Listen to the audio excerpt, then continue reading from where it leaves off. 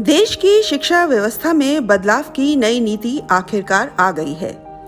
3.5 दशक बाद नई शिक्षा नीति को लेकर कितनी मशक्कत चल रही थी, इसका अंदाजा इसी से लगाया जा सकता है कि नरेंद्र मोदी सरकार के पहले कार्यकाल की शुरुआत से ही अटकलों का बाजार गर्म था, लेकिन मंजूरी अब मिली।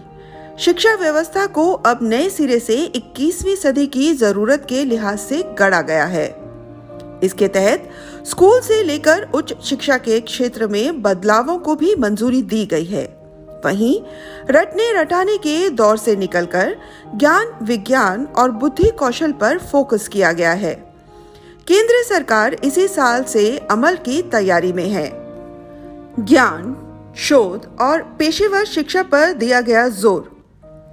देश की शिक्षा को नई दिशा देने के लिए प्रधानमंत्री नरेंद्र मोदी की अगुवाई में बुधवार को हुई कैबिनेट की बैठक में इस नई शिक्षा नीति को मंजूरी दी गई है।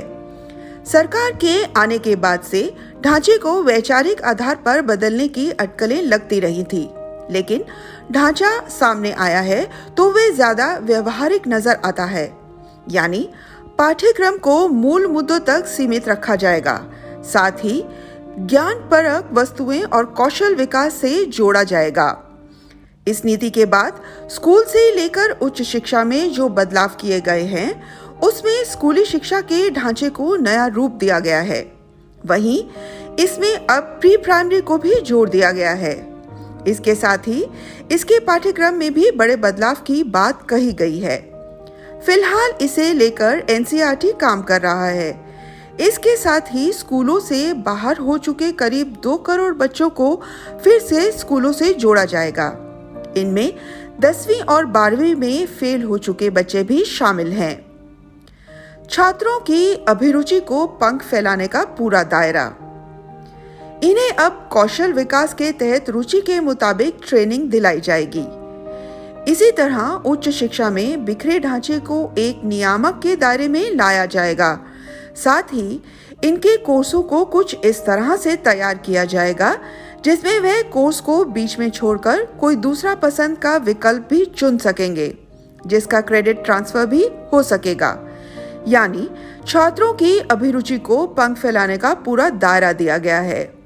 इसके तहत उच्च शिक्षा के सकल नामांकन दर को 2035 तक 50% तक पहुंचाने का लक्ष्य भी रखा गया है। फिलहाल यह अभी 26% के आसपास है। इसके साथ ही नीति में सभी विश्वविद्यालयों के प्रवेश को लेकर एक कॉमन एंट्रेंस टेस्ट कराने की भी बात कही गई है। अभी सभी विश्वविद्यालय इसे लेकर अलग अलग परीक्षाएं कराते हैं, जिसके चलते छात्रों को एक से अधिक आवेदन करने पड़ते हैं। इससे उन्हें समय और पैसे दोनों का नुकसान उठाना होता है। फीस की अधिकतम सीमा तय होगी। नई शिक्षा नीति में फीस जैसे विषय को भी प्रमुखता से रखा गया है, जिसमें यह तय किया गया है कि कौन संस्थान किस कोर्स की कितनी फीस रख सकता है। इसमें भी एक मानक तैयार किया जाएगा। साथ ही अधिकतम फीस कितनी हो सकती है, इसका दायरा तय होगा। मंत्रालय के उच्च शिक्षा सचिव अमित खरे ने साफ किया है कि फीस पर कैपिंग उच्च शिक्षा और स्कूली शिक्षा दोनों के लिए होगी। इसके दायरे में निजी और सरकारी दोनों ही संस्थान शामिल होंगे। मौजूदा समय में बच्चों की पढ़ाई में फीस एक बड़ी बाधा बनी हुई है। ऐसे में नीति में कहा गया है कि वे ऐसी फीस का दायरा रखेंगे जिसे हर कोई पढ़ सके। नई शिक्षा नीति पर कब शुरू हुई पहल?